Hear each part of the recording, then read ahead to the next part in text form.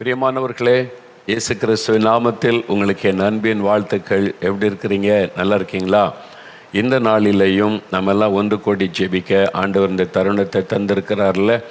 இப்போ இயேசுடைய சமூகத்தில் நீங்கள் வந்திருக்கிறீங்க. சோர்ந்து போயிருக்கிறீங்களா? ஜெபத்தில் எல்லாருக்கும் அற்புதம் நடக்கு, எனக்கு மட்டும் நடக்க மாட்டேங்குது, எங்கள் குடும்பத்தில் மட்டும் ஒன்றும் நடக்க மாட்டேங்குது அப்படின்னு நினைக்கிறீங்களா? அப்படிலாம் சோர்ந்து போகாதங்க. பெற்றுக்கொள்ள வரைக்கும் நம்ம ஜெபிக்கணும், விடக்கூடாது. இப்போ எங்களை எடுத்துக்கொள்ளுங்க. 1978 அக்டோபர் 2 ஜெபக்குழுவை ஆரம்பித்து இந்திய எழுப்புதலுக்காக தேச ரட்சிக்கப்பட ஜெபிக்க ஆரம்பித்தோம். 46 வருடம் கடந்து விட்டது. இன்னும் எதிர்பார்த்த பெரிய ஒரு மாற்றம் இன்னும் உண்டாகலை. சின்ன சின்ன மாற்றங்களே நாங்கள் பார்க்கிறோம். சொந்து போகலை, ஜெபத்தை விட்டு விடலை, தொடர்ந்து ஜெபிக்கிறோம். அந்த ஜெபம் நிறைவாகிற சமயம் அற்புதம் நடக்கும். இப்போது நம்முடைய ஜெபத்திற்கு தேவன் பதில் கொடுக்கிற வேளை நெருங்கி விட்டதை எல்லா இடத்திலும் என்னால் தெளிவாய் பார்க்க முடிகிறது. அதனால் என் ஆவியில் ஒரு பெரிய சந்தோஷம். இனி ரொம்ப காலம் அல்ல, தேசம் மறுரூபமாக போகிறது. மாபெரும் எழுப்புதலை பார்க்க போகிறோம். அந்த மேகம் எழும்பி விட்டது. நாம் அறிகுறிகள் தோன்ற ஆரம்பித்து விட்டது. அதே மாதிரி தான் உங்கள் வாழ்க்கையிலும் ஊழியத்துக்காக, குடும்பத்துக்காக, உங்களுடைய தொழிலுக்காக, பிள்ளைகள் காரியமாக ஜெபித்து சோர்ந்து போயிருக்கிறீங்களா? சோர்ந்து போகாதங்க. பதில் கொடுக்கிற வேளை வந்து விட்டது. சோர்ந்து போகாமல் தொடர்ந்து நம்ம ஜெபிக்கணும். சரியா? ஜெபத்தை குறித்து தொடர்ச்சியாக நம்ம தியானித்து கொண்டே வருகிறோம். எப்படியெல்லாம் நாம் ஜெபிக்கலாம், ஜெபிக்க வேண்டும் என்று வேதம் சொல்லுகிற வசனத்தை வைத்து ஜெபங்களை குறித்து நம்ம ஆராய்ந்து வருகிறோம். அதற்கு நம்ம அர்ப்பணித்து கொள்ளுகிறோம். பாருங்கள், பரிசுத்த ஆவிக்குள்ளே ஜெபிக்க வேண்டும் என்று பார்த்தோம். விழித்திருந்து ஜெபிப்பது, நேற்றைய தினத்தில் விழித்திருந்து ஜெபம் செய்வது, ஜெபம் பண்ணி விழித்திருப்பது. அப்போ இயேசுவே சொல்லுகிறார், விழித்திருந்து ஜெபம் பண்ணுங்கள். ஜெபத்துக்கு விரோதமாய் நமக்கு தூக்கத்தை கொண்டு வந்து நம்மை தூங்க வைப்பதில் பிசாசு ரொம்ப நோக்கமாக இருப்பான். ஆனால் நம்ம தான் அதை மேற்கொண்டு நம்ம விழித்திருந்து ஜெபிக்க அர்ப்பணித்து கொள்ளணும். 5 காரியங்களை நம்ம தியானித்தோம்ல. இந்த நாள் நம்ம வரிசையாக தியானித்ததை யோசித்து பாருங்கள். சோர்ந்து போகாமல் ஜெபம் பண்ண வேண்டும், எப்பொழுதும் ஜெபம் பண்ண வேண்டும், பரிசுத்த ஆவிக்குள் ஜெபம் பண்ண வேண்டும், தேவனுடைய சித்தத்தின்படி ஜெபம் பண்ண வேண்டும், விழித்திருந்து ஜெபம் பண்ண வேண்டும். 5 காரியங்களை நம்ம தியானித்திருக்கிறோம். இதெல்லாம் நீங்கள் குறித்து வைத்து கொண்டு இந்த மாதிரிலாம் நம்ம ஜெபிக்கிறோமான்னு யோசித்து பாருங்கள்.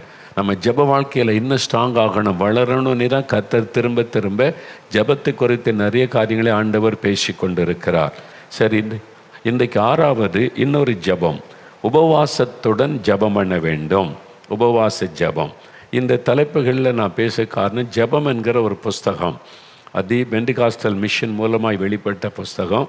ஆயிரக்கணக்கான பேர் வாங்கி வாசிக்கிறீங்க. சின்ன புஸ்தகம்தான். இதுவரை வாங்காதவங்க கட்டாயம் வாங்கி கொள்ளுங்க. எல்லாம் நம்முடைய புக் ஸ்டாலில் கிடைக்கும், டிபிஎம் புக் ஸ்டாலில் எல்லாம் கிடைக்கும். அந்த ஜெபம் என்கிற புஸ்தகம் ரொம்ப அருமையான ஜெபத்தை பற்றி ஒரு முழுமையான சத்தியம் அதில் இருக்கிறது. சின்ன புஸ்தகம்தான். நான் திரும்ப திரும்ப அதை வாசித்து நிறைய காரியத்தை நானே அறிந்து கொண்டேன் புதிதாக. அப்போ இந்த மாதிரி புஸ்தகங்களை வாசித்து நம்ம அறியணும். அதிலிருந்து உங்களுக்கு விளக்க சொல்லி கொண்டிருக்கிறேன். இன்றைக்கு 6வதாக உபவாசத்துடன் ஜெபம் பண்ண வேண்டும். இந்த உபவாச ஜெபத்தை குறித்து இயேசுவை தெளிவான ஒரு வார்த்தை சொல்லுகிறார். இன்றைக்கு சபைகளில் உபவாச ஜெபங்கள் காணப்படவில்லை. சில சபையில் தான் ரெகுலராக உபவாச ஜெபம் வச்சுருக்கிறாங்க. விசுவாசிகளுடைய வாழ்க்கையில், கிறிஸ்தவருடைய வாழ்க்கையில் உபவாசம் என்பது மறக்கப்பட்ட ஒன்றாக போய்விட்டது. இன்றைக்கி வெளிநாடுகளுக்கு போனால் உபவாச ஜெபத்தை விட ஃபீஸ்டிங், நல்ல சாப்பாட்டு ஜெபம் தான் நிறையா இருக்கிறது. சபைகளில் கூட அப்படி வந்து விட்டது. அதனால் உபவாசித்து ஆராதனை செய்தார்கள் என்று நீங்கள் அப்போஸ்தலர் நடபடிகள் 13ஆம் அதிகாரத்தில் அந்தியோகிய சபையில் உபவாசத்தோட கர்த்தரை ஆராதித்தாங்கன்னு வேதத்தில் வாசிக்க முடியும். ஆனால் அப்படியெல்லாம் சபைகள் ஆராதித்தாங்க. இன்றைக்கி அந்த மாதிரி உபவாசத்தோடு ஆராதனை வைங்களேன். உங்களுடைய சபையில் பாஸ்டர்மார்கள் தயவுசெய்து அப்போஸ்தலர் நடபடிகளுக்கு நேராக திரும்பணும். மாதத்தில் ஒரு நாள் உபவாச ஆராதனைன்னு வைங்க. சபையார் உபவாசத்தோடு வர வச்சு ஒரு ஆராதனை நடத்தி பாருங்கள், வித்தியாசத்தை பார்ப்பீங்க. அப்போ ஜெபம் அதிகமாகும். இந்த உபவாசம்லாம் தேவையா? சிலர் அதற்கு சில வியாக்கியானெல்லாம் சொல்லுவாங்க. மணவாளன் கூட இருக்கும்போது உபவாசிக்க தேவையில்லைன்னு இயேசு சொல்லி இருக்கிறார் என்னை. அதனால் அந்த ஒரு வசனத்தை வைத்து கொண்டு இயேசு கிறிஸ்து என் கூட இருக்கிறாரு, அதனால் உபவாசிக்க தேவையில்லைன்னு சும்மா, அதாவது அறகுறையாக தெரிந்து கொண்டு நம்ம பேசக்கூடாது. முழுமையாக வேத புஸ்தகம் என்ன சொல்லுகிறது என்பதை கவனிக்கணும். இயேசு என்ன சொல்கிறாரு உபவாசத்தை குறித்து நீ பாருங்கள். மத்தேயு 6ஆம் அதிகாரம் 16-18 வசனம் நான் வாசிக்கிறேன். மத்தேயு 6ஆம் அதிகாரம் 9வது பக்கம் புதிய ஏற்பாட்டில் பாருங்கள். நீங்கள் உபவாசிக்கும் போது மாயக்காரரை போல முகவாடலாய் இராதேயுங்கள். அவர்கள் உபவாசிக்கிறதை மனுஷர் காணும் பொருட்டாக தங்கள் முகங்களை வாட பண்ணுகிறார்கள். அவர்கள் தங்கள் பலனை அடைந்து தீர்ந்ததென்று மெய்யாகவே உங்களுக்கு சொல்லுகிறேன். நீயோ உபவாசிக்கும் போது அந்த உபவாசம் மனுஷர்களுக்கு காணப்படாமல் அந்தரங்கத்தில் இருக்கிற உன் பிதாவுக்கே காணப்படும்படியாக உன் தலைக்கு எண்ணெய் பூசி உன் முகத்தை கழுவு. அப்பொழுது அந்தரங்கத்தில் பார்க்கிற உன் பிதா உனக்கு வெளியரங்கமாய் பலன் அளிப்பார். உபவாச ஜபத்தை குறித்து இயேசுவை பேசுகிறார். ஏன் அவர் பேசணும்? நீங்கள் உபவாசிக்கும் போது ஏன் சொல்லணும்? கட்டாயம் உபவாசம் பண்ணணும், உபவாசம் பண்ணி செபிக்கணும். அப்போ நீங்கள் மற்றவங்க மத்தியில் ஷோ காமிக்காதங்க. இப்போ ஆண்டவர் உங்களை காணும்படிக்கு நீங்கள் கவனமாக உபவாசித்து ஜெபம் பண்ணுங்க என்று தான் ஆண்டவர் பேசுகிறார். உபவாச ஜபத்தை குறித்து இயேசுவே சொல்லி இருக்கும்போது நம்ம அதில் கவனம் செலுத்த வேண்டியது அவசியம். அதே மாதிரி இயேசு உபவாசத்தை ஜெபித்தார். மத்தேயு 4ஆம் அதிகாரம் 2ஆம் வசனத்தில் வாசித்தால், இயேசு ஞானஸ்நானம் பெற்றவுடன் வனாந்தரத்திற்கு ஆவியானவரால் கொண்டு போகப்படுகிறார். 40 நாட்கள் அவர் உபவாசம் பண்ணினார் என்று வேதத்தில் எழுதப்பட்டிருக்கிறது. அவர் ஊழியத்தை ஆரம்பிக்கிறதற்கு முன்னால் 40 நாட்கள் உபவாசம் பண்ணி ஜெபித்து தான் ஊழியத்தை ஆரம்பித்தார் என்பது வேதத்தில் சொல்லப்பட்டிருக்கிற அருமையான சத்தியம். அதனால் இயேசு உபவாசத்தை குறித்து பேசினது மாத்திரமல்ல, உபவாசத்தை ஜெபித்த அனுபவத்தை நமக்கு மாதிரியை காண்பித்திருக்கிறார். அதே மாதிரி லூக்கா 2ஆம் அதிகாரம் 36-37 வசனத்தில் பார்த்தீங்கன்னா, பழைய ஏற்பாடும் புதிய ஏற்பாடு இணைகிற இடம். அந்த இடத்துல ஒரு தீர்க்கதரிசி, அன்னாள் என்கிற தீர்க்கதரிசி குறித்து நாம் வாசிக்கிறோம். பரிசுத்தாவினால் நிரப்பப்பட்ட அன்னாள் என்கிற ஒரு வயதான தீர்க்கதரிசி. அவங்களை குறித்து என்ன சொல்லப்படுது பாருங்கள். லூக்கா 2ஆம் அதிகாரம் 36-37 வசனங்கள் 80வது பக்கம் புதிய ஏற்பாட்டில். ஆசேருடைய கோத்திரத்தாலும் பானுவேலின் குமாரத்தியுமாகிய அன்னாள் என்னும் ஒரு தீர்க்கதரிசி இருந்தாள். அவள் கன்னி பிராயத்தில் விவாகமானது முதல் 7 வருஷம் புருஷனுடனே வாழ்ந்தவளும் அதிக வயது சென்றவளுமாய் இருந்தாள். ஏறக்குறைய 84 வயதுள்ள அந்த விதவை தேவாலயத்தை விட்டு நீங்காமல் இரவும் பகலும் உபவாசித்து ஜெபம் பண்ணி ஆராதனை செய்து கொண்டிருந்தாள். பார்த்தீங்களா? இரவும் பகலும் உபவாசம் பண்ணி ஜெபம் பண்ணி ஆராதனை செய்து கொண்டிருந்தாள். 3 காரியம் சொல்லப்பட்டுதா. இன்னைக்கு உபவாசம் ஜெபமெல்லாம் மறக்கப்பட்டு ஆராதனை ஒன்று தான் முன்னால் நிற்கிது. நிறைய பேர் இன்றைக்கி சபைகளில் பாருங்கள், ஒர்ஷிப் டீம் வச்சுருப்பாங்க, ப்ரேயர் டீம் வச்சுருக்கிறீங்களா, காஸ்பல் டீம் வச்சுருக்கீங்களா? உபவாசத்தை ஜெபிக்கிற டீம் உங்களுடைய சபையில் இருக்குதா? யோசித்து பாருங்கள். பிசாசு அப்படியே முக்கியமானதை மறைத்து, அதான் ஒரு பகுதியை மறைத்து ஒரு பகுதியில் டைவர்ட் பண்ணுகிறான். ஆராதனை அவசியம், பாட்டு பாடி தேவனை துதிப்பது. ஆராதனையின் ஒரு பகுதி ஜெபம், உபவாசம். இதை மறந்துடக்கூடாது. பாருங்கள், அவங்க அந்த விதவை 84 வயசு விதவை உபவாசம் பண்ணி ஜெபம் பண்ணி கொண்டிருந்தார்கள் இரவும் பகலும் என்பதாய் வேதத்திலே பார்க்கிறோம். பழைய ஏற்பாட்டு காலத்திலும் புதிய ஏற்பாட்டு காலத்திலும் உபவாசத்தை ஜெபித்த நிறைய பேருடைய சரித்திரம் எழுதப்பட்டிருக்கிறது. அதனால் உண்டாகிற பலன் ஆசீர்வாதமும் சொல்லப்படுகிறது. அதாவது சாப்பாட்டை ஒதுக்கி அதிக நேரம் ஜெபத்தில் காத்திருப்பது உபவாசம் ஜெபம். உபவாசத்தையும் ஜெபத்தையும் பிரிக்க முடியாது. வெறுமனே சாப்பாட்டை ஒதுக்கிட்டு நான் உபவாசம்னு சொல்லிட்டு ஜெபமே பண்ணாமல் சுற்றி கொண்டு அலைஞ்சிங்கன்னா அது வீண். உபவாசம் இருந்தால் சாப்பாட்டை ஒதுக்கி விட்டு தேவனுக்கு அதிக நேரம் கொடுக்கணும், அவருடைய பாதத்தில் உட்காரணும், வசனத்தை தியானிக்கணும், அதிக நேரம் ஜெபிக்கணும். உபவாசமும் ஜெபமும் இணைந்து போகும். வெறுமனை சாப்பிடாமல் இருப்பது அல்ல. இதில் நீங்கள் கவனம் செலுத்த வேண்டும். இப்பொழுது மோசே குறித்து வேதத்தில் வாசித்தா 40 நாட்கள் அவர் சீனாய் மலையில் தேவனோடு இருக்கும்போது தண்ணியும் குடிக்கலை, சாப்பிடவும் செய்யலை. உபவாசத்தோட 40 நாள் ஆண்டவர் அவரோட இரவும் பகலும் பேசுகிறார். கர்த்தருடைய குரலை கேட்கிறார். ஆண்டவரோட தனித்து இருக்கிறார். அப்போ சாப்பிடவும் எனக்கு தோணாது, தண்ணி குடிக்கவும் தோணாது. 40 நாள் உபவாசம் பண்ணி ஜெபித்ததுனால என்ன நடந்தது? 2 காரியங்கள். ஒன்று, ஜனங்கள் வாழ்வதற்கு தேவையான கட்டளைகளையும் அந்த ஒழுங்குகளையும் பிரமாணங்களையும் தேவனிடத்திலே பெற்றுக்கொண்டார். 10 கற்பனைகளை தேவன் கொடுத்தது மாத்திரம்ல, அவங்க குடும்ப வாழ்க்கையில் எப்படி இருக்கணும், சமுதாய வாழ்க்கையில் எப்படி இருக்கணும், ரிலீஜியஸ் வாழ்க்கை தேவனோடு உள்ள உறவில் எப்படி இருக்கணும், எல்லாத்தையும் ஆண்டவர் சொல்லி கொடுத்து மக்கள் வாழக்கூடிய பிரமாணத்தை ஆண்டவர் தெளிவாக சொல்லி கொடுக்கிறதை மோசே எழுதி கொடுத்திருக்கிறதை வேதத்தில் வாசிக்க முடியும். ரெண்டாவது, அவருடைய முகம் பிரகாசித்தது. அவருக்கு உபவாசம் பண்ணி கர்த்தரோடு இருந்துட்டு வந்ததுனால யாத்திராகமம் 34:30 வசனத்தில் பார்க்கும்போது அவருடைய முகம் பிரகாசிக்கிறதுனால மக்கள் அவரை பார்க்க பயந்தாங்க. அவர் தேவனையே பார்த்து கொண்டு இருந்ததுனால அந்த ஆண்டவருடைய வெளிச்சம் அவருக்குள் வந்ததுனால முகம் பிரகாசித்தது. நீங்கள் உபவாசம் பண்ணி ஆண்டவருடைய பாதத்தில் காத்திருந்து அவரையே நோக்கி ஜெபித்து கொண்டே இருந்தீங்கன்னா உங்களுடைய முகம் பிரகாசிக்கும், சந்தோஷமாக இருக்கும், மன மகிழ்ச்சியாக இருக்கும். துக்கம், கவலை, சோர்வு இல்லாமல் உங்களுடைய முகம் அப்படியே பளிச்சென்னி ஒரு தெய்வீக ஒரு முகமாக காணப்படும். கேட்பாங்க, நீங்கள் என்ன சந்தோஷமாக இருக்கீங்க, பிரகாசமாக இருக்க முகம்? அது தேவனோடு தனித்திருக்கும் பொழுது நமக்குள்ளே இந்த மாற்றம் உண்டாகும். அப்போ தேவ சமூகத்தில் காத்திருந்து உபவாசிக்கும் போது ஆலோசனைகளை பெற்றுக்கொள்ள முடியும். மோசே எப்படி பெற்றுக்கொண்டாரோ கர்த்தருடைய ஆலோசனையை நம்ம பெற்றுக்கொள்ள முடியும். தெளிவாக ஆண்டவர் பேசுவதை நம்ம கேட்க முடியும். சகோதரர் டிஜிஎஸ் தினகரன் அவங்க பேங்கில் ஒரு பெரிய பதவியில் இருந்தாங்க. பேங்கில் அவங்க பணி செய்ய ஒரு பிரான்ச்சுக்கு மேனேஜர் மாத்திரம் அல்ல, பெரிய ஆஃபீஸராக இருந்தாங்க. அவங்களுக்கு பெரிய இடம் கொடுத்துருந்தாங்க. பெரிய ஒரு மெட்ராஸில் பெரிய இடத்துல ஆஃபீஸில் இருந்தாங்க. அங்கங்கே ஊழியத்துக்கு போவாங்க. அவங்க ஒவ்வொரு முறையும் ஜெயிப்பாங்களாம், எப்போ வேலையை விடணுமா, தொடர்ந்து வேலை இருந்து கொண்டு ஊழியம் செய்யணுமான்னு சொல்லி.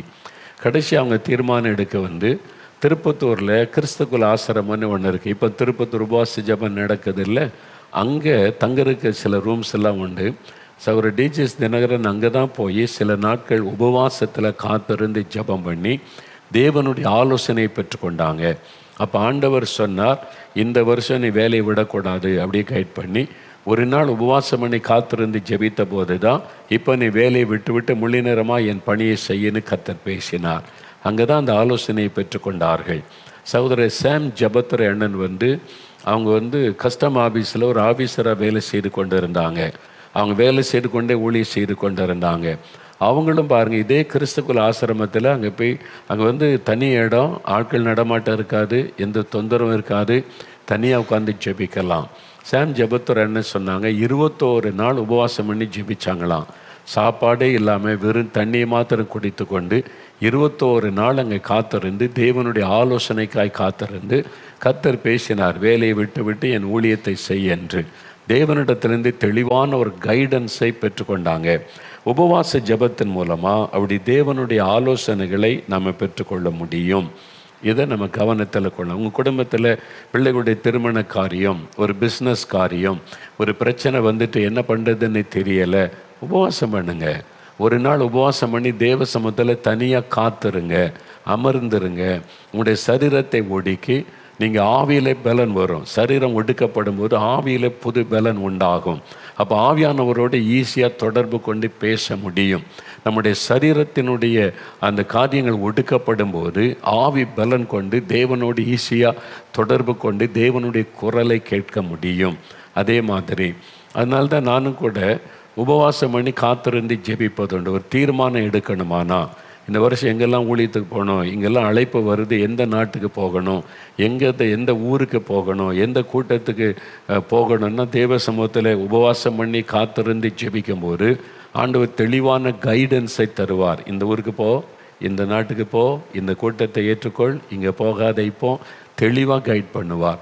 அப்போ ஆண்டவர் சொல்லுகிறபடி நம்ம வாழ்நாள் முழுவதும் நடப்பதற்கு, அவருடைய குரலை கேட்பதற்கு உபவாச ஜெபம் ரொம்ப அவசியம். அதனால் நீங்களும் எல்லாருக்கும் உபவாச ஜெபம்னா ஊழியக்காரர்களுக்கு என்பதாக நம்ம நினைத்து கொள்ளுகிறோம். நீங்கள் எல்லாருக்குமே உபவாச ஜெபம் அவசியம். அதனால் தேவ பிள்ளைகள் எல்லாருமே, நீங்கள் பிஸ்னஸ் பீப்புளாக இருக்கலாம், வேலை செய்யலாம், ஐடியில் வேலை செய்யலாம், பேங்கில் வேலை செய்யலாம், டீச்சராக இருக்கலாம், டாக்டராக இருக்கலாம், உங்களுக்கும் உபவாச ஜெபம் அவசியம் என்பதை உணர்ந்து கொள்ளணும். எல்லாருமே உபவாசம் பண்ணி ஜெபிக்கிற பழக்கத்திற்கு வர வேண்டும். தாவீது சொல்கிறார் பாருங்க, 135 சங்கீதம் 13 வசனத்தில், தாவீது பெரிய ராஜா, அவர் எல்லாம் இப்போ அதிகாரம் பெற்று ராஜாவாகி விட்டார், அவருக்கு ஒரு குறையும் கிடையாது. அவர் இதுக்கு உபவாசம் பண்ணி ஜெபிக்கணும்.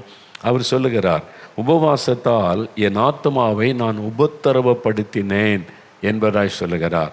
ஆங்கிலத்தில் இருக்கிற I humbled myself with fasting. உபவாசம் என்பது ஒரு தாழ்த்துவதற்கு ஒரு முக்கியமான அடையாளம். தேவனுக்கு முன்பாக நம்மை தாழ்த்துவதற்கான ஒரு காரியம் உபவாச ஜெபம் என்பதாக தாவீது சொல்லுகிறார். தாழ்மை உள்ளவர்களுக்கு தான் ஆண்டவர் கிருபை தருவார். தாழ்மை ரொம்ப அவசியம். ஆண்டவருக்கு முன்னால் போகும்போது எவ்வளவு நம்மை தாழ்த்துவோமோ அவ்வளவு கிருபை நமக்கு தருவார். நம்மை தாழ்த்துவதற்கு அடையாளம் உபவாசம் பண்ணி ஜெபம் செய்வது. நம்முடைய சரீரத்தை ஒடுக்கி கீழ்ப்படுத்தி தேவ சமூகத்திலே காத்திருந்து ஜெபிப்பது, அது நமக்கு அவசியம் என்பதை நம்ம உணர்ந்து கொள்ளணும். அதே மாதிரி 2 நாளாகமும் 20:3 வாசித்தால், யோசபாத் என்கிற ராஜா ஆட்சி பண்ணும்போது அவர் தேவனுக்கு பயந்து நடக்கிற ஒரு ராஜாவாக இருந்தார். ஆண்டவருக்கு பயந்து நடந்து பிரியமாய் நடந்தார். அவருக்கு விரோதமாக 3 ராஜாக்கள் வருகிறாங்க. 3 ராஜாக்கள் பலத்த ஒரு சேனையோடு வர்றாங்க. கடற்கரை மணலத்தனையான சேனையோடு வர்றாங்க. அப்போ யோசபாத் அவர் பாட்டில் அவர் ராஜ்யத்தை ஆட்சி பண்ணுகிறார். 3 ராஜாக்கள் எழும்பி இவருக்கு விரோதமாக யுத்தம் பண்ண வர்றாங்க. சூழ்நிலை பார்த்தா யுத்தம் பண்ணி ஜெயிக்க முடியாது. அப்போ யோசபாத் உபவாசத்தை கூறுவித்தார். யூதா தேசம் எங்கிலும் எல்லாரும் வாங்க, நம்ம எருசலேமில் கூடி உபவாசம் பண்ணி ஜெபிக்க போகிறோம். ஒரு இக்கட்டான காலம் வந்திருக்கிறது, ஆண்டவர் தான் நமக்கு ஜெயம் கொடுக்கணும் என்பதாக சொல்லி எல்லாரும் கூடி வந்து எருசலேமில் உபவாசம் பண்ணி ஜெபிக்கிறாங்க. உபவாசம் பண்ணி ஜெபித்து கொண்டிருக்கும் போதே கர்த்தர் பதில் கொடுக்கிறார். பெரிய வெற்றி கொடுத்தார். 3 ராஜாக்களையும் ஜெயிக்கிறாங்க. பெரிய வெற்றியை ஆண்டவர் கொடுத்ததை நம்ம அங்கே வாசிக்கிறோம். அதே மாதிரி தான் நமக்கு இந்த உலகத்தில் போராட்டம். உலகம், மாமிசம், பிசாசு, இந்த 3 காரியம் நமக்கு விரோதமாக யுத்தம் பண்ணி கொண்டே இருக்கும். நமக்கு விரோதமாக நம்மை வீழ்த்தி விட நம்ம அதை ஜெயிக்கணும். உலகத்தை ஜெயிக்கணும், மாம்சத்தை ஜெயிக்கணும், சாத்தானை ஜெயிக்கணும். அதை ஜெயிக்கணுமானா உபவாச ஜெபம் அவசியம். நீங்கள் உபவாசத்தை ஜெபிக்காமல் இதை ஜெயிக்கிறது கஷ்டம். இந்த மாம்சம் இருக்கிற அது ரொம்ப பயங்கரமாக போராடும். உங்களை பாவத்துக்குள்ளாக்க, உங்களுக்குள்ள இச்சையை தூண்டும்படி, உங்களை வெள்ளத்தள்ள பயங்கரமாக போராடும். நீங்கள் உபவாசம் பண்ணி ஜெபிச்சிட்டிங்கன்னா நீங்கள் ஜெயித்தரலாம், அதை மேற்கொள்ள முடியும். உலகம் பல விதங்களில் உங்களுக்கு விரோதமாக போராடும். நீங்கள் வேலை செய்கிற இடத்துல, பிஸ்னஸ் செய்கிற இடத்துல, வசிக்கிற இடத்துல, நீங்கள் இருக்கிற சபையில் கூட போராட்டம், நெருக்கம் வரும். உங்களை கோபப்படுத்த, சோர்ந்து போக பண்ண அந்த உலகத்தை நீங்கள் ஜெயிக்கணும். ஜெயிக்கணுமான உபவாச ஜெபம் அவசியம். பிசாசு போராடுவான். உங்களுக்கு விரோதமாக மந்திரவாதம், பில்லிசூனியங்கள், பலவிதமான ஆவிகள் உலகத்தில் கிரியை செய்கிறதில்ல. உங்களுக்கு விரோதமாக யுத்தம் பண்ணுவான். அவனை ஜெயிக்கணுமானா உபவாச ஜெபம் அவசியம். யோசபாத்தை ஜெயித்ததனுடைய ரகசியம் உபவாச ஜெபம். சபைகளில் கூட பாஸ்டர்மார்கள் மக்களை உபவாசத்தை ஜெபிக்க உற்சாகப்படுத்தணும். வாரந்தோறும் உபவாச ஜெபம் வைத்து சபைகளுக்காக ஜெபிக்கணும். அப்போ தான் உங்கள் சபை பாதுகாக்கப்படும். உங்கள் சபைக்கு விரோதமாக உலக மாமிசம் பிசாசு போராடும். உங்களுடைய சபையை உடைப்பதற்கு, சபையை முடக்குவதற்கு, சபையை பின்மாற்றத்துக்குள்ளாக்க, சபைக்குள்ளே பாவத்தை கொண்டு வர, சாட்சியை கெடுக்க பிசாசு போராடுவான். எப்படி பாதுகாப்பது? உபவாச ஜெபம். அதனால் உபவாச ஜெபத்தை ஏற்படுத்தி நீங்கள் ஜெபிச்சாதான் நீங்கள் ஜெயிக்க முடியும். இது ரொம்ப அவசியம். பாருங்கள், நான் ஒரு கர்த்தருடைய ஊழியத்தை செய்கிறேன். ஆண்டவர் சொன்னார், ஊழியத்தில் எப்போவே ஒரு 30 வருஷத்துக்கு முன்னாலே உனக்காக ஜெபிக்கிற ஆட்கள் வேணும் அப்படின்னு சொல்லி உலகமெங்கும் பல ஆயிரம் பேரை ஜெபிக்கிற ஜெப நண்பர்கள், ப்ரேயர் ஃப்ரெண்ட்ஸாக தந்திருக்கிறார். அவங்கெல்லாம் எனக்காக உபவாசம் பண்ணி ஜெபிக்கிறாங்க. அவங்களுக்கு ஜெப குறிப்பு அனுப்புவோம். ஆண்டவர் சொன்னார், இது போதாது, ஊழியம் விரிவடை ஜெபம் ஸ்ட்ராங்காக இருக்கணும். அதனால் இன்னும் தீவிரமாக ஜெபிக்கணும். ஒரு ஆர்மி மாதிரி ஜெபிக்கணும். ஒரு ஜெப சேனையாக அவங்க ஜெபிக்கணும் அப்படின்னு சொன்னபோது ஆண்டவர் எழுப்பி கொடுத்தார். இங்கே திறப்பின் வாசல் ஜெபத்துக்கு வர்றவங்களில் ஒரு 150 பேர் அவங்கள செலக்ட் பண்ணி தான் எடுத்து, ஆர்மியில் ஆள் எடுக்கிற மாதிரி எடுத்து, அவங்க பர்சனல் லைஃப்பில் நல்ல சாட்சியாக இருக்கணும். தினம் 2 மணி நேரம் ஜெபிக்கிறவங்களாக இருக்கணும். வாரத்தில் ஒரு நாள் உபவாசம் பண்ணி ஜெபிக்கணும். மாதந்தோறும் 4 மாடியில் ஜெபிக்கணும். நான் எங்கே திறப்பின் வாசலுக்கு முந்தின நாள் இந்த ஜெபம் இருக்கும். பெரும்பாலும் நான் எங்கே போனாலும் இந்த ஜெபத்துக்கு வந்துடுவேன். அந்த உபவாச ஜெபத்தில் அவங்களோட சேர்ந்து ஜெபம் பண்ணுவேன். அந்த ஜெபத்துக்கு பிறகு என்னுடைய ஆவிக்குரிய வாழ்க்கையில், ஊழியத்தில் எல்லாம் ஒரு பெரிய மாற்றம். ஆண்டவர் ஜெயம் கொடுத்து நடத்துகிறதை பார்க்க முடிந்தது. அந்த ஜெபம் என்னை பலப்படுத்துகிறது. அவங்கள 7 டீமாக கர்த்தர் பிரிக்க சொன்னார். அவங்கள 7 டீமாக பிரித்து, திங்கக்கிழமை ஒரு டீம் எனக்காக உபவாசம் பண்ணி ஜெபிப்பாங்க. செவ்வாய்க்கிழமை ஒரு டீம் உபவாசம் பண்ணி எனக்காக ஜெபிப்பாங்க. 7 நாளும் 7 குரூப் எனக்காக உபவாசம் பண்ணி அவங்க ஜெபம் செய்வாங்க. அந்த ஜெபம் என்னை பாதுகாக்கிறது, பலப்படுத்துகிறது. ஊழியக்காரங்களுக்கு, பாஸ்டர்மார்களுக்கு இந்த மாதிரி ஜெப உதவி தேவை. நீங்கள் உபவாசத்தை ஜெபிக்கிற மக்களை எழுப்பணும். அதுதான் உங்களையும் சபையும் பாதுகாக்கும், ஊழியங்களை பாதுகாக்கும். இந்த ஜெபம் அவசியம். சாத்தான் எத்தனை விதமாக போராடின போதிலும், பல சமயங்களில் நிறைய நெருக்கங்களை கொடுத்து வீழ்த்த நினைச்சாலும், சாத்தான் கண்ணிகளை வைத்தாலும், தேவன் ஜெயம் கொடுத்து பாதுகாத்து இதுவரை நடத்தி கொண்டே வருகிறார். அதற்கு காரணம் உபவாசத்தை ஜெபிக்கிற ஜெபம் ரொம்ப அவசியம். அதே மாதிரி எஸ்ராவுடைய வாழ்க்கையில் எஸ்ரா ரொம்ப முக்கியம். எஸ்ரா 8ஆம் அதிகாரம் 21 சில வசனம் பாருங்களேன். அந்த வசனம் எடுங்களேன். உபவாசித்து ஜெபிக்கும் போது என்னென்ன காரியத்துக்கு ஜெபிக்கணும் அப்படின்றது அந்த வசனத்தில் அழகாக இருக்கிறது. எஸ்ரா தன் ஜனத்தை நடத்தி கொண்டு வரும்போது உபவாசத்தை கூறி ஜெபிக்கிறதை பார்க்கிறோம். எஸ்ராவின் புஸ்தகம், அதாவது 8வது அதிகாரம் 21, 23 அந்த 2 வசனங்கள் பாருங்களேன். அந்த வசனம் வாசிக்கிறேன். எஸ்ரா 8 அதிகாரம் எடுத்துட்டிங்களா? அந்த 8 அதிகாரத்தில் 599வது பக்கம் பழைய ஏற்பாட்டில் எஸ்ரா ஜனங்களை வழிநடத்தி கொண்டு வருகிறார். அங்கேருந்து பாபிலோன்லேருந்து எருசலேமை நோக்கி ட்ராவல் பண்ணுறாங்க. அப்போது அவர் 21 வசனம் பாருங்கள். அப்பொழுது நாங்கள் எங்கள் தேவனுக்கு முன்பாக எங்களை தாழ்த்துகிறதற்கும், எங்களுக்காகவும் எங்கள் பிள்ளைகளுக்காகவும் எங்கள் சகல பொருட்களுக்காகவும் செவ்வையான வழியை தேடுகிறதற்கும் நான் அங்கே அகாவா நதி அண்டையிலே உபவாசத்தை கூறினேன். எல்லாரும் நம்ம உபவாசம் பண்ணி இன்றைக்கி ஜெபிக்கிறோன்னு சொல்லி ஒரு நதிக்கரையில் எல்லாரும் உபவாசம் பண்ணி என்னென்ன காரியத்துக்கு ஜெபிக்கிறாங்க அப்படின்னு சொல்லி நீங்கள் பாருங்கள். அந்த வசனத்தில் சொல்லப்பட்டிருக்கல என்னென்ன காரியத்துக்கு ஜெபிக்கிறாங்க. முதலாவது, எங்கள் தேவனுக்கு முன்பாக எங்களை தாழ்த்துவதற்கு. உபவாச ஜெபம் பண்ணும்போது நம்மை தேவனுக்கு முன்பாக தாழ்த்துகிறோம். அது உபவாச ஜெபத்தினுடைய முக்கிய பகுதி. தாழ்த்தினா தான் கிருபை கிடைக்கும். அப்போ கிருபை பெருகணுமானால் நம்மை தாழ்த்தணும். அதுதான் முக்கியம். தாழ்த்துவதற்கும் எங்களுக்காக, அப்போ நமக்காக ஜெபிக்கணும். ஒவ்வொருவரும் தனிப்பட்ட உங்களுடைய ஆவிக்குரிய வாழ்க்கை, உங்களுடைய சரீர சுகம், உங்களுடைய சமாதானம், உங்களுடைய பாதுகாப்புக்காக ஜெபிக்கணும். அடுத்தது எங்களுடைய பிள்ளைகளுக்காக, உங்களுடைய குடும்பத்தில் இருக்க பிள்ளைகளுக்காக, அவங்களுடைய பாதுகாப்புக்காக, சுகத்துக்காக ஜெபிப்பார். அப்புறம் எங்களுடைய சகல பொருட்கள், அவங்க ட்ராவல் பண்ணுறாங்க, நிறைய பொருள்லாம் கொண்டு போகிறாங்கல்ல. திருடர்கள் பயம் அந்த காலத்தில் உண்டு, இப்பவும் இருக்கல திருடர்கள் பயம். அதனால் பாதுகாப்பாக இருக்கிறதுக்கு ஜெபம் பண்ணணும். ரொம்ப முக்கியம். பாதுகாப்புக்காக ஜெபம் செய்வது. பொருட்கள் பாதுகாக்கப்பட, பிஸ்னஸ் பண்ணுறீங்கன்னா உங்களுடைய பிஸ்னஸ் ஸ்தலம் பாதுகாக்கப்படணும். நீங்கள் ஒரு ஊழியம் செய்கிறீங்கன்னா உங்களுடைய சபை பாதுகாக்கப்படணும். உங்கள் வீடு, உங்களுடைய காரு, உங்களுடைய வாகனங்கள் பாதுகாக்கப்பட ஜெபிக்கணும். உபவாசம் பண்ணி வாரத்தில் ஒரு நாளாவது உங்களுடைய வாகனங்களை ஒப்பு கொடுத்து ஜெபிக்கணும். டிரைவரை ஒப்பு கொடுத்து ஜெபிக்கணும். பாதுகாப்புக்காக ஜெபிக்கணும். எங்கள் வாழ்க்கையில் பாதி நாளுக்கு மேலே ட்ராவல்லே போயிடும். பஸ்ஸில் ட்ராவல், ட்ரெயினில் ட்ராவல், காரில் ட்ராவல், விமானத்தில் ட்ராவல், மணிக்கணக்காக பிரயாணப்படணும். பாதுகாப்பு பாருங்கள். என்னென்ன கேள்விப்பட ட்ரெயின் விபத்து ஏற்படுது, தினந்தோறும் எத்தனையோ விபத்துகள் ஏற்படுது, விமானம் திடீர்னு பிரச்சனையாகுது. ஆண்டவருடைய கிருபையினால் பாருங்கள் ஒரு சேதம் இல்லாமல் இறக்கப்பட்டு விட்டது. காரணம் ஜெபந்தான்.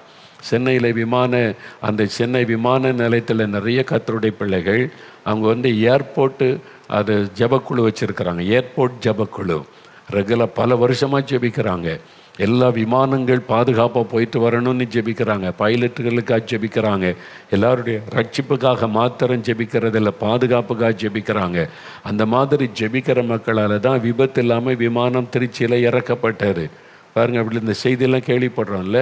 ஒரு கூட்டம் ஜெபிக்கிறாங்க அதுக்காக சென்னையில். இந்த மாதிரி பாதுகாப்புக்காக ஜெபிக்கணும். ரயில் பிரயாணத்துக்காக பாதுகாப்புக்காக, கார் பிரயாணங்கள், பஸ் பிரயாணங்கள், அந்த பாதுகாப்புக்காக கூட உபவாசம் பண்ணி ஜெபிக்கணும். வாரத்தில் ஒரு நாள் ரெகுலர் ஃபாஸ்ட் பண்ணி ஜெபிச்சு பாருங்கள். அந்த பாதுகாப்பு இருந்து கொண்டே இருக்கும். நம்ம ஒரு பிரச்சனை நஷ்டம் வந்த பிறகு தான் ஜெபத்தில் கவனம் செலுத்துகிறோம். உள்ள கிரமமாக ஜெபிச்சிங்கன்னா இந்த ஆபத்து இல்லாமல் நீங்கள் வாழ முடியும். இது ஆண்டவர் கற்றுக் கொடுத்தார். நாங்கள் ஊழிய ஆரம்பத்தில் ஒரு பிரச்சனை வந்த பிறகு உபவாசம் பண்ணி ஜெபம் பண்ணுவோம். எல்லாம் உபவாசம் பண்ண வாங்க ஜெபிக்கலான்னு. அது மாறும். போராட்டம் பிசாசு கொண்டு வர்றான், உபவாசம் பண்ணி ஜெபிப்போம். ஒரு நாள் ஆண்டவர் சொன்னார், நீங்கள் பிரச்சனை வந்தால் தான் ஜெபிப்பீங்களா? ஒரு போராட்டம் வந்தால் தான் ஜெபிப்பீங்களா? என்ன செய்யணும் ஆண்டவரே? ரெகுலராக உபவாசம் பண்ணி நீங்கள் ஜெபிச்சிங்கன்னா அந்த போராட்டம் உங்களை ஜெயிக்க முடியாது, உங்களை தாக்க முடியாது. ரெகுலராக நீங்கள் ஜெபிச்சு பாருங்கள், பாதுகாப்பு இருக்கும். அதனால தான் நாங்கள் வியாழக்கிழமை தோறும் உபவாச ஜெபம் ஆரம்பித்து அந்த காலத்திலிருந்தே ஒரு ஜெபக்குள் ஆரம்பித்த பிகினிங்கிலிருந்து 80களிலிருந்தே உபவாச ஜெபம் செய்கிறோம். அந்த ஜெபத்துக்கு பிறகு அந்த மாதிரி பாதிப்புகளே இல்லாமல் பாதுகாத்து ஆண்டவர் நடத்துகிறார். இப்போவே எத்தனை விதத்தில் தாக்குதல் நீங்கள் பார்க்கலாம். சோசியல் மீடியாவில் தாக்குறாங்க, அரசாங்க அதிகாரிகள் சிலர் வந்து எங்களை எதெல்லாம் சிக்க வைக்கணும்னு தாக்குதல் நடத்துகிறாங்க. பலவித தாக்குதல்களை நாங்கள் சந்திக்கிறோம். ஆனாலும் ஒன்று எங்களை சேதப்படுத்தாமல் தடைப்படுத்தாமல் நாங்கள் தொடர்ந்து ஊழியம் செய்ய என்ன காரணம்? உபவாச ஜெபம். ரெகுலராக உபவாசம் பண்ணுறோம், ஜெபிக்கிறோம். தினமும் இங்கே உபவாச ஜெபம் நடக்கிறது. என்னுடைய பர்சனல் லைஃப்பில் வாரத்துக்கு 2 நாள் நான் உபவாசம் பண்ணி ஜெபிக்கிறேன். ஒரு நாள் எனக்காக, என் குடும்பத்துக்காக, என்னுடைய ஆவிக்குரிய வாழ்க்கை எனக்காக, என் பரிசுத்தத்துக்காக வாரத்தில் ஒரு நாள் உபவாச ஜெபம். இன்னொரு நாள் வந்து என் தேசத்துக்காக, ஊழியங்களுக்காக உபவாச ஜெபம். இது மாதிரி ரெகுலராக நீங்கள் உபவாசம் பண்ணி பழகி ஜெபம் பண்ண ஆரம்பிச்சிட்டிங்கன்னா கர்த்தருடைய பாதுகாப்பு உங்கள் குடும்பத்தில், உங்களுடைய பிஸ்னஸில், உங்களுடைய ஊழியத்தில் எல்லாத்துலேயுமே இருக்கும். நிறைய பேர் சொல்கிற காரணம் வந்து எங்கள் சபை உடஞ்சி போச்சு, சபையில் எப்படி நடக்குது, போயிடுறாங்க, சோர்வு. காரணம் ப்ரேயர் காணாது. ஊழியம் வளர வளர ஜெபத்தை அதிகப்படுத்தணும், உபவாசத்தை அதிகப்படுத்தணும். இதெல்லாம் செய்யாமல் நீங்கள் வந்து ஊழியத்தை சக்ஸஸ்ஃபுல்லாக ஞானத்தை வச்செல்லாம் செய்ய முடியாது. பிஸ்னஸ் நடத்தினாலும் சரி, நீங்கள் ஒரு கல்வி ஸ்தாபனம் நடத்தினாலும் சரி, எல்லாத்துக்கும் உபவாசம் பண்ணி ஜெபிக்கணும். ஒவ்வொன்றுக்கும் ஜெபம் ரொம்ப அவசியம். இதுதான் நமக்கு பார்க்குறோம். பார்த்தீங்கன்னா ஜெபிச்சாங்க. 23ஆம் வசனம் பாருங்கள். அப்படியே நாங்கள் உபவாசம் பண்ணி எங்கள் தேவனிடத்தில் அதை தேடினோம், எங்கள் விண்ணப்பத்தை கேட்டருளினார். உபவாசம் பண்ணி எஸ்ராவுடைய குழுவினரின் ஜெபிக்கிறாங்க. கர்த்தர் அந்த ஜெபத்தை கேட்டருளினார். நீங்கள் உபவாசம் பண்ணணும். அதனால் இந்த பழக்கத்தை ஏற்படுத்தி கொள்ளுங்க, உபவாசம் பண்ணி ஜெபிப்பது. இப்போ நெகேமியா 1ஆம் அதிகாரம் வாங்க. நெகேமியா 1ஆம் அதிகாரத்தில் நெகேமியா உபவாசம் பண்ணி ஜெபிக்கிறார். இங்கே அவர் எதுக்காக ஜெபிக்கிறாரு? அவருக்கு ஒரு ஆபத்தும் கிடையாது. அரண்மனையில் வேலை, பாதுகாப்பான வேலை, பானபாத்திரக்காரன் வேலை, சேஃபான ஒரு வேலை. அவருக்கு எந்த பிரச்சனையும் இல்லை. ஆனால் தன்னுடைய தேசம், தன்னுடைய பட்டணம், எருசலேம் பட்டணம், அது பாழாய் கிடக்கிறது, இடிக்கப்பட்டு கிடக்கிறது, மக்கள் சிறுமை அனுபவிக்கிறாங்க. இவர் அடிமையாக பாபிலோனில் கொண்டு வரப்பட்டு அரண்மனையில் வேலை. இவருக்கு ஒரு கஷ்டமும் இல்லை. ஆனால் எருசலேமுக்கு போயிட்டு வந்தவங்கள்ட்ட விசாரிக்கிறார், எருசலேம் எப்படி இருக்குது, மக்கள் எப்படி இருக்கிறாங்க, அங்கே இடிக்கப்பட்டு கிடக்குது, மக்கள் சிறுமை அனுபவிக்கிறாங்க. தான் தேவனால் தெரிந்து கொள்ளப்பட்ட பட்டணம், தேவனால் ஏற்படுத்தப்பட்ட பட்டணம், தேவனால் கட்டி எழுப்பப்பட்ட தேவாலயம் இடிக்கப்பட்டு கிடக்குது, பட்டணம் பாழாய் கிடக்குது, தேவ ஜனங்கள் சிறுமை அனுபவிக்கிறாங்க. இந்த செய்தியை கேட்டபோது பாதிக்கப்பட்ட உள்ளத்தோட உபவாசம் பண்ணி ஜெபம் பண்ணுகிறார். தேசத்துக்காக உபவாசம் பண்ணி ஜெபம் செய்வது, சபைக்காக. இன்றைக்கி சபை எப்படி இருக்குது? சபை ஆதி நிலைமையில் இருக்குதா? அப்போஸ்தலர் நடபடிகளை வாசிக்கிற சபை மாதிரி இன்றைக்கி சபை இருக்குதா? இல்லையே. அந்த நாட்களில் அந்த சபை எப்படி இருந்துச்சு? ஜெபிச்சாங்க, ஆவியில் நிரப்பப்பட்டிருந்தாங்க, ஒரு மனமாக இருந்தாங்க, அன்பாக இருந்தாங்க, ஐக்கியமாக இருந்தாங்க, சுவிசேஷம் அறிவிச்சாங்க, மிஷினரி அனுப்புனாங்க, சாட்சியாக இருந்தது சபை. இன்றைக்கு சபைக்குள்ள அரசியல், சண்டை, போட்டி, பொறாமை, கோர்ட்டில் வழக்கு, நீதிபதிகளுக்கே குழம்புறாங்க. என்னையா நீங்கள் பைபிளை ஒழுங்காக வாசிக்கிறது இல்லையா? உங்கள் பைபிள் எப்படி இருக்குன்னு நீதிபதிகள் சொல்லி கொடுக்குறாங்க. அங்கே போய் சபை நிற்கிற பாஸ்டர், போதகர்கள், பிஷப்மார்கள் போய் நிற்கிற ஒரு அவல நிலைமை காணப்பட்ட சபை ஆதி மேன்மையை இழந்து விட்டது, பாழாய் கிடக்கிறது. அப்போ நம்ம உபவாசம் பண்ணி ஜெபிக்கணும். நம்ம நிறைய பேசுகிறோம், அவங்க சரியில்லை, இவங்க சரியில்லை, அவர் சரியில்லைன்னு பேசி பேசியே நம்ம நேரத்தை வீணாக்குறோம். பேசுகிறதுனால என்ன மாற்றம் வரும்? உபவாசம் பண்ணுங்க, ஜெபம் பண்ணுங்க. நான் பேசுகிறதுக்கு காரணம், உபவாசித்து சபைக்காக கண்ணீர் வடித்து ஜெபிக்காமல் நான் பேச மாட்டேன். நான் சபைக்காக கண்ணீர் விட்டு ஜெபிக்கிறேன். ஆண்டவர் அந்த பாரத்தை உண்டாக்குகிறார். எல்லா டயசிஸுக்காக ஜெபிக்கிறேன், எல்லா டினாமினேஷனுக்காக ஜெபிக்கிறேன், எல்லா மிஷனரி ஸ்தாபனங்களுக்காக ஜெபிக்கிறேன். உபவாசம் பண்ணி ஜெபிக்க ஜெபிக்க ஜெபிக்க தான் சபை திரும்ப கட்டப்படும், சபை ஆதி மேன்மைக்கு திரும்பும், சபை பாதுகாக்கப்படும். அதனால் உபவாசம் பண்ணி நெகேமியா ஜெபிச்சதுனால இடிந்து போன பட்டணம் திரும்ப கட்டப்படுகிறது. அதுதான் அந்த சரித்திரம். ஜெபிக்கிற மனிதரை கொண்டு தான் தேவன் காரியங்களை செய்வார். அதனால் வெறும் பாட்டு பாடி டான்ஸ் ஆடுற ஆளை வச்சு ஒன்றாண்டு செய்ய முடியாது. அந்த ஒரு ஒர்ஷிப்பில் ஜெபமும் ஒர்ஷிப்பும் சேர்ந்தால் தான் கர்த்தருடைய வல்லமை வெளிப்படுத்த முடியும். ஜெபமே இல்லாமல் வெறும் பாட்டு பாடி டான்ஸ் ஆடிட்டு காலத்தை கழிச்சிங்கன்னா 4 நாளில் எல்லாம் போயிடும். ஜெபிக்கணும், முழங்கால் போடணும். ஜெபத்துக்கு தான் அதிக முக்கியத்துவம் வேதம் சொல்லுகிறாரு. இடைவிடாமல் பாட்டு பாடி டான்ஸ் ஆடுங்கன்னு சொல்லியிருக்கார் ஆண்டவர். இடைவிடாமல் ஜெபிங்கன்னு சொல்லியிருக்கிறார். ஜெபம் பண்ணி விழித்திருங்கன்னு சொல்கிறார். இடைவிடாமல் ஜெபிங்க, எப்பொழுதும் ஏசா தான் சொல்லியிருக்கிறாரு. அவர் சொன்ன வார்த்தைக்கு அதிக முக்கியத்துவம் நம்ம கொடுக்கணும்ல. அதனால் உபவாசம் பண்ணி ஜெபிக்கிறதுக்கு உங்களை அர்ப்பணித்து கொள்ளுங்க. நெகேமியா அப்படி ஜெபிச்சதுனால தான் திரும்ப கட்டப்பட்டது. அப்போ சபை ஊழியங்கள் ஆதி மேன்மைக்கு வரணுமானா நெகேமியா மாதிரி உபவாசம் பண்ணி சபைக்காக ஜெபிக்கணும். அப்புறம் எஸ்தர் மொர்தெகாய் நமக்கு தெரியும்ல, அவங்க ஒரு தேவ ஜனத்துக்கு ஒரு பெரிய ஆபத்து. ஆமான் என்கிற சத்துரு எழும்பி தேவ ஜனத்தை அழிப்பதற்கு திட்டமைச்சிட்டான். இன்றைக்கி உலக அளவில் அதான் நடக்கிறது. சபைகளுக்கு உபத்திரவம், தேவ பிள்ளைகளுக்கு உபத்திரவம், அழிக்கும்படி போராட்டம் நடக்கிறது. எல்லாமே மணிப்பூர் பிரச்சனை. நீங்கள் முக்கியமான காரணம் என்னன்னு பாருங்கள், சபைகள் தான் குறிவைத்து தாக்கப்படுகிறது. கிறிஸ்தவங்க தான். அது மாதிரி தான் பல தேசங்களில் நடக்கிற. வெளியில் சொல்கிறது ஒன்று, உள்ளே போய் பார்த்தா கிறிஸ்தவ சபைகள் தான் தாக்கப்படுகிறது, முடக்கப்படுகிறாரு. அதை பற்றி இயேசு சொன்னார், கடைசி காலத்தில் உபத்திரம் உண்டு, எல்லா பக்கத்தில் நெருக்கப்படுவீங்க. அது நடக்குது. அப்போ என்ன செய்யணும்? ஜெபத்தை அதிகப்படுத்தணும், உபவாசித்து ஜெபிக்கணும், அதை நம்ம தீவிரப்படுத்தணும். எஸ்தர் மொர்தெகாய் ஜெபிச்சதுனால காரியம் மாறுதலாய் முடிந்தது.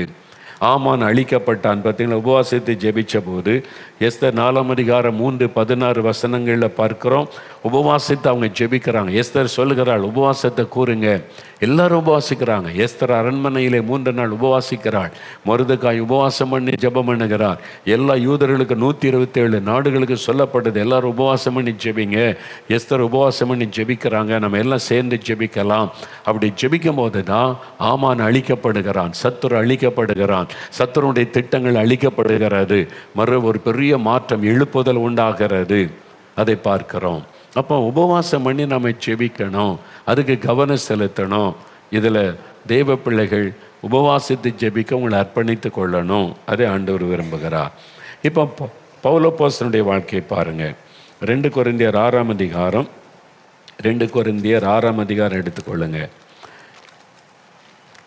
வேறு புத்தகத்தில் 2 கொரிந்தியர் 6 அதிகாரத்தில் பவுலப்போஸ்தலன் ஒரு அனுபவத்தை எழுதுகிறார். 2 கொரிந்தியர் 6 அதிகாரம் 3-5 பாருங்கள். இந்த ஊழியம் குற்றப்படாதபடிக்கு நாங்கள் யாதொன்றிலும் இடரல் உண்டாக்காமல் எவ்விதத்தினாலேயும் எங்களை தேவ ஊழியக்காரராக விளங்க பண்ணுகிறோம் அப்படின்னு சொல்லிட்டு 5வது வசனத்தில் அதுக்காக நிறைய காரியம் சொல்லும்போது, அடிகளினாலும் காவல்களினாலும் கலகங்களினாலும் பிரயாசங்களினாலும் கண் விழிப்புகளிலும் உபவாசங்களிலும். பார்த்திங்களா? எங்களுக்கு இந்த உபத்திரவம், பாடு, கண் விழிப்பு எல்லாம் இருக்குது.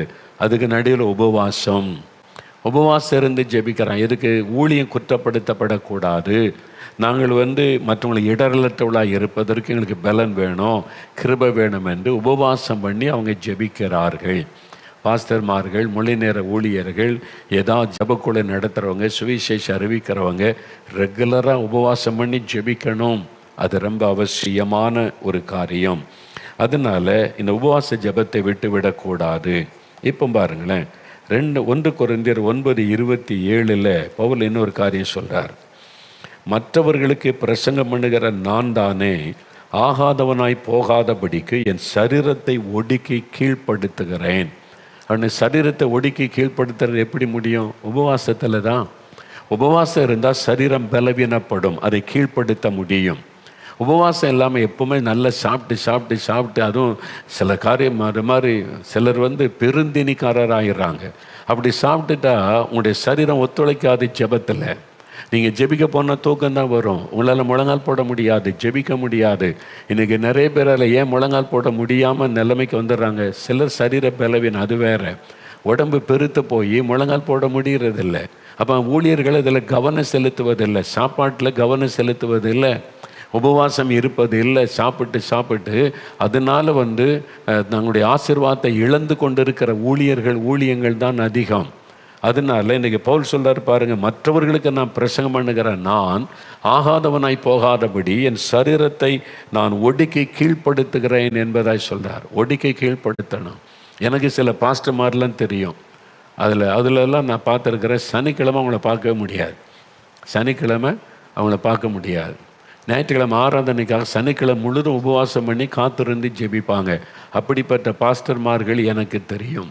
ஆனால் ஜெபமே பண்ணாமல் உபவாசம் ரெண்டாவது. ஜெபமே பண்ணாமல் நல்லா சாப்பிட்டு தூங்கிட்டு ஒரு 15 நிமிஷம் பேசுகிறதுக்கு ஒரு நோட் புக்கை பார்த்து பிரசங்க புக்கெல்லாம் வெளியிட்றாங்களே, அதை வாசித்துட்டு வந்து பிரசங்கம் பண்ணுற சோம்பேறி ஊழியர்களையும் நான் பார்த்துருக்கிறேன். நீங்கள் எப்படிப்பட்ட ஊழியராக இருக்கிறீங்க? கொஞ்சம் கடினமான வார்த்தை தான், அது பைபிளில் சொல்லப்பட்டதான்.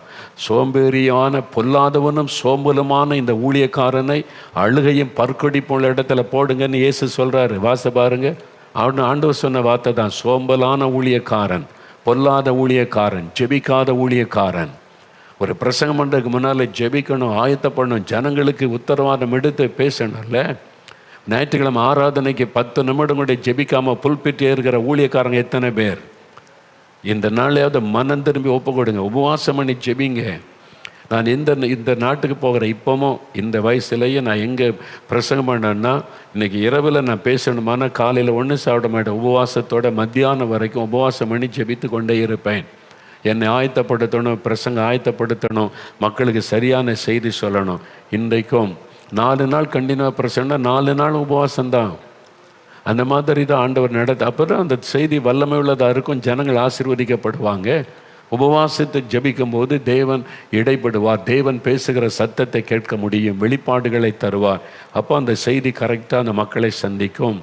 அதனால் உபவாச ஜபம் ஊழியர்கள் இந்த சாப்பாட்டு காரியத்தில் கவனமாகணும், சரீரத்தை ஒடுக்கி கீழ்ப்படுத்தணும், ரொம்ப அவசியமான காரியம். இதில் பாருங்கள், இயேசு கிறிஸ்து உபவாசத்து குறித்து போதித்தார்னு சொன்னால அதில் இன்னொரு காரியம் சொல்கிறார் சீஷர்களுக்கு. மார்க் 9:29 இயேசு ஒரு பிசாசை துரத்தினார்ல, சீஷர்களால் துரத்த முடியல. அவங்க வந்து கேட்குறாங்க, ஏன் எங்களால் இந்த பிசாசை துரத்த முடியல, மற்ற பிசாசெல்லாம் போச்சுது, இது மட்டும் ஏன் போகலை அப்படின்னா, இயேசு சொன்னார், இந்த வகை பிசாசு உபவாசத்தினாலும் ஜபத்தினாலுமே அன்றி வேறு ஒன்றினாலும் புறப்பட்டு போகாது. வகை வகையான பிசாசு இருக்குது. சாதாரண பயத்தின் ஆவி இருக்குது, ஒரு பலவீனப்படுத்துகிற ஆவி இருக்குது. அதெல்லாம் இயேசு நாமத்தை சொன்ன டக்குனி போயிடும். மந்திரம் பில்லி சூன்யத்தினால் கிரியை செய்கிற ஆவி இருக்கிறது, விக்கிரகத்திலிருந்து புறப்பட்டு வருகிற ஆவி இருக்குது. அப்படி உள்ள சில ஆவியெல்லாம் நீங்கள் துரத்தணுமானா உபவாசத்தை ஜெபிக்கணும். இந்த வகை பிசாசுன்னு இயேசு சொல்ல. அப்போ வகை வகையான பிசாசுகள் இந்த உலகத்திலே கிரியை செய்கிறது. ஒவ்வொன்றுக்கும் ஒவ்வொரு விதமான வல்லமை உண்டு. சில ஆவிகளை துரத்தணுமானா உபவாச ஜபம் அவசியம். எனக்கு சில சமயம் நமக்கே தெரியாது. நான் வந்து ஒரு வீட்டுக்கு விருந்துக்கு கூப்பிட்ருக்காங்க. எனக்கு திருமணமான அந்த 6 நாட்கள் ஆரம்ப காலத்தில் விருந்துக்கு கூப்பிட்டுருந்தாங்க. நான் என் மனைவி போயிருந்தேன். அவங்க சொந்தக்காரங்க, மனைவியோட சொந்தக்காரங்க என்னை. அப்போ விருந்து தானே செய்வாங்க. ஆனால் காலையில் நான் காலையில் எழும்பி தியானம் பண்ணி ஜெபிக்கும் போது ஆண்டவர் சொல்கிறாரு, இன்றைக்கி ஃபாஸ்டிங் அப்படின்ட்டார். உபவாசம் உனக்கு, காலையில் ஒன்று சாப்பிட உபவாசத்தோடு இரு. நான் போய் சொன்னேன், இன்றைக்கி காலையில் ஒன்று வேண்டாம், நான் உபவாசிக்கணும். என்ன நீங்கள் விருந்துக்கு வந்த இடத்துல உபவாசன்றீங்க? நான் என்ன செய்கிறது? ஆண்டவர் சொல்கிறார் நான் உபவாசம் இருக்கணும், அதனால் மத்தியானம் சாப்பிட்டு கொள்கிறேன், காலையில் சாப்பிட மாட்டேன்னு. காலையில் நான் அந்த மேலே ரூமில் ஜெபித்து கொண்டே இருந்தேன். அப்போ ஒரு ஃபேமிலி வந்து அந்த வீட்டில் ஊழியக்காரர் வந்திருக்கிறாமே. ஆமாம், எங்களுக்கு விருந்துக்கெல்லாம் வந்திருக்காங்க. இல்லை, எங்கள் வீட்டில் எங்களுடைய மகள் பாதிக்கப்பட்டிருக்கிறா, ஊழியர் வந்து ஜெபிச்சார், நல்லது, பிசாசு போராட்டமாக தெரியுதுன்னாங்க. அவங்க வந்து சொன்னாங்க, நான் மாடியில் ஜெபித்து கொண்டு இருந்தேன். ஆண்டவர் சொன்னார், இதுக்கு தான் உபவாசம் பண்ண சொன்னப்போ அப்படின்னார். நான் எழும்பி பைபிள் எடுத்துகிட்டு அவன் வீட்டுக்கு போனால் ஒரு வாலிப மகள், அவளுக்கு கூட ஒரு அசுத்த ஆவி, அதில் கஷ்டப்படுகிறாள். அந்த குடும்ப பாவம் கஷ்டத்தோடு நிற்கிறாங்க. அப்போது அந்த இயேசுவின் நாமத்தில் கடிந்து கொண்டோன்னு அந்த ஆவி போயிட்டு உடனே விடுதலை. அப்போ ஆண்டவர் சொன்னார், இதுக்கு தான் நான் அவனை உபவாசிக்க சொன்னேன். இந்த ஆவி உபவாசத்தினாலும் ஜெபத்திலும் தான் போகும். இன்றைக்கும் அப்படி ஆண்டவர் நடத்துகிறார். திடீர்னு ஆண்டவர் சொல்லுவார், நீ காலையில் ஃபாஸ்ட் பண்ணு, சாப்பிடாத, உபவாசத்தோடு இருன்னு சொல்லுவார். அப்போ யாரையாவது ஆண்டவர் கொண்டு வருவார், அவனுடைய விடுதலுக்காக ஜெபிக்க வேண்டியது இருக்கும்.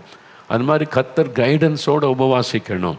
வழக்கமாக 2 நாள் உபவாசிக்கிறோம், அது போதுன்னு இருக்கக்கூடாது. அது இல்லாமல் கர்த்தர் வந்து என் வாழ்க்கையில் பாதி நாள் ஃபாஸ்டிங் தான், இப்போவும் அப்படி தான் போகும். ஏன்னா அப்படி தான் நம்ம ஊழியத்தை கரெக்டாக செய்ய முடியும். தேவனுடைய குரலை கேட்டு கரெக்டாக நம்ம நடக்க முடியும். சரீரம் கொழுத்து போச்சுன்னா அவ்வளோதான், அது கேட்காது, நம்ம சொல்கிறபடி கேட்காது. அப்புறம் தேவ சித்தத்தை அறிய முடியாது, தேவன் சொல்லுவதை கேட்க முடியாது. இப்படி தான் நிறைய பேர் மாம்சத்தில் ஊழியத்துக்கு போயிடுற. ஆரம்பத்தில் உபவாசம் பண்ணி ஜெபிச்சு கர்த்தருடைய சித்தத்தின்படி நடந்த ஊழியர்கள் கொஞ்சம் காலத்துக்கு அப்புறம் சாப்பிட்டு வந்து அப்புறம் உபவாசத்தை மறந்து இஷ்டப்படி ஊழியம் செய்ய ஆரம்பிச்சிடுறாங்க.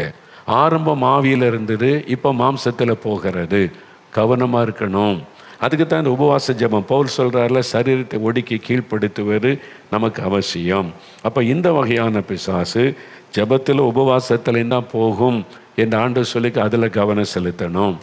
ஒரு குடும்பத்தார் வந்தாங்க, யாரோ பில்லிசுனை செஞ்சிட்டாங்க, அதனால் பிஸ்னஸ்லலாம் நஷ்டம், வாகனமெல்லாம் போய்விட்டது, பிஸ்னஸில் நஷ்டமாகி கொண்டே இருக்குது, நாங்கள் விசுவாசிகள், நாங்கள் எவ்வளோ ஜெபிக்கிறோம், இது மாதிரி போராட்டமாக இருக்குது, பில்லிசுனிய போராட்டம்னு நல்லா தெரியுது, என்ன பண்ணுறதுன்னு தெரியல. அப்போது வந்து ஒரு தெரிஞ்ச ஊழியக்காரரை கூப்பிட்டாங்க, எங்கள் வீட்டில் வந்து ஜெபம் பண்ணுங்கன்னு. அவங்க வந்து ஜெபம் பண்ணிட்டு சொன்னாங்க, இது ஒரு பிசாசனுடைய கிரியை தான், உங்களுடைய குடும்பம் வியாபாரத்துக்கு விரோதமாக எழும்பி இருக்குது, அதனால் பிஸ்னஸில் தடைகள் நஷ்டங்கள் வர ஆரம்பிச்சிருக்குது, ஆவிக்குரிய போராட்டம். அப்போ என்ன பண்ணால், நீங்கள் குடும்பமாக உபவாசம் பண்ணி ஜெபிக்கணும்.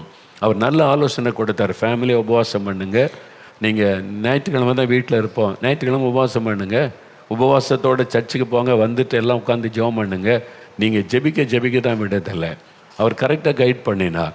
உடனே குடும்பமாக உபவாசம் பண்ணி ஜெபிக்க அந்த பிசாசின் கிரியை அழிந்தார், பில்லி சுனிய வல்லமை அழிந்தார், இழந்து போன இதெல்லாம் திரும்ப பெற்றுக்கொள்ள ஆரம்பித்தாங்க, பிஸ்னஸ் மறுபடியும் செழித்தார். எப்படி இந்த ஆசீர்வாதம்? அவங்க உபவாசம் பண்ணி ஜெபித்து ஜெயம் பெற்றார்கள்.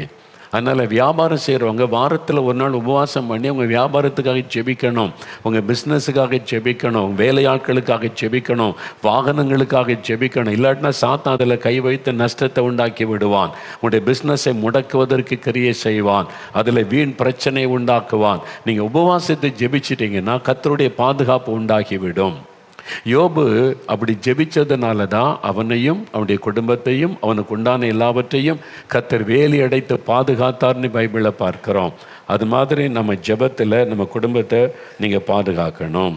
சரி, கடைசியாக ஒரு வசனம் வாசித்துட்டு ஜெபிக்க போகிறோம்.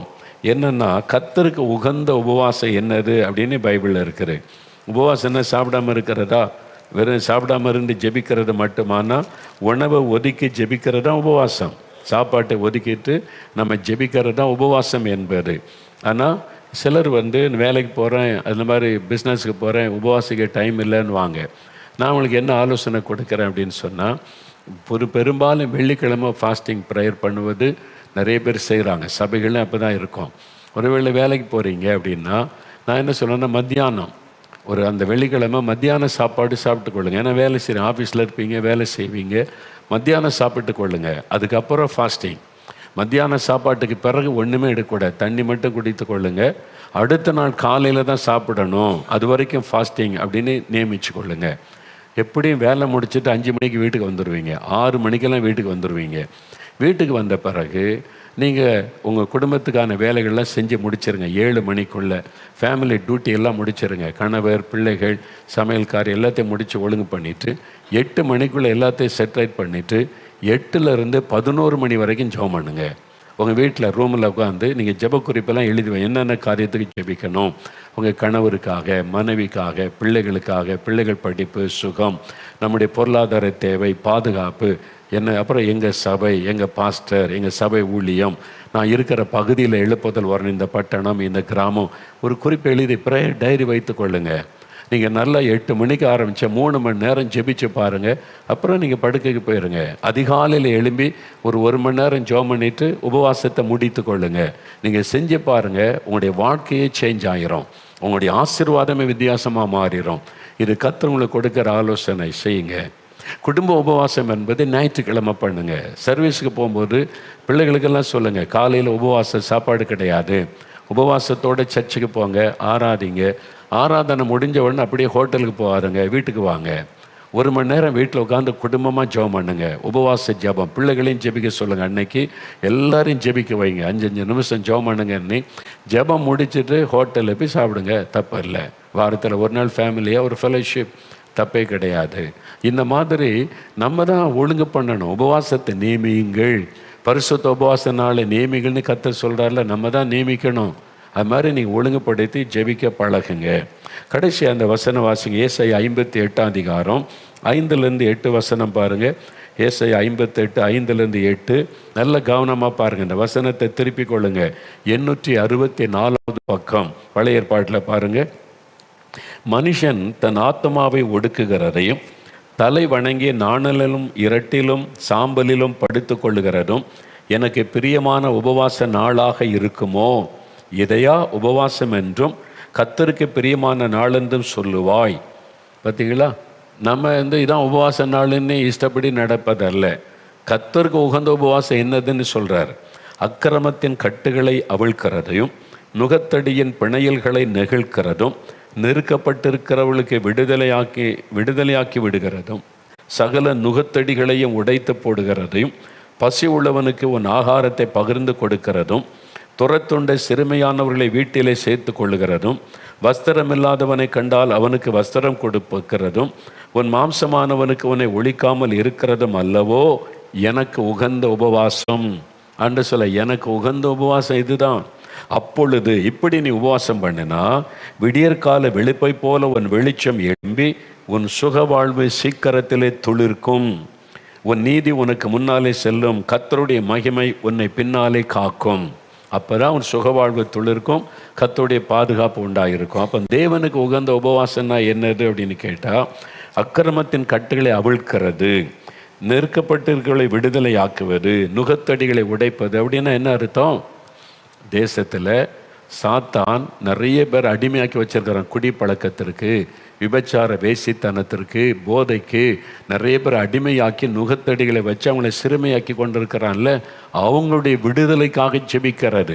என் தேசத்தில் மதுபானத்துக்கு அடிமைப்பட்டவங்க விடுதலையாகணும் ஆண்டவரே, லஞ்சம் வாங்குகிறவங்க பண ஆசையிலிருந்து விடுதலையாகணும் ஆண்டவரே, இந்த மாதிரி அநியாய அக்கிரமம் செய்கிறவங்க பிசாசின் படியிலிருந்து விடுவிக்கப்படணும், சாத்தானுடைய நுகத்தடிகள் முறிக்கப்படணும் அப்படின்னு உபவாசம் பண்ணி மற்றவர்களுக்காக, தேசத்தில் உள்ள மக்களுடைய விடுதலைக்காக ஜெபிக்கிறது.